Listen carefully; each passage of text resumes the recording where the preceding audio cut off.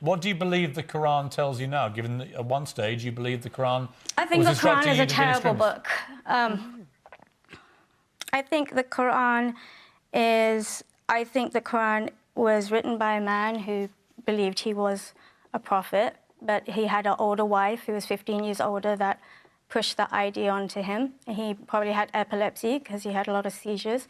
I've studied Sharia law, and there's 5 schools of thought, and so I knew what the classical scholars of Islam were preaching, and I also am aware of what the companions of the prophets wrote.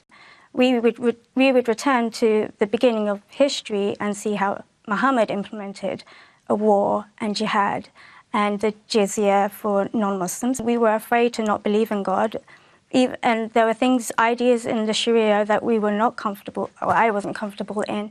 But once you're involved in that movement, every time you have a logical or rational thought, but it conflicts with Islamic principles, you have to think to yourself, this is Satan, and then you have that fear complex of not pleasing God and guilt. I don't have that same fear. After coming to America, I have, and removing myself from the Muslim community, I was able to think and question and, read philosophy and psychology and just put pieces together as to what made me and what makes other people go join extremist groups.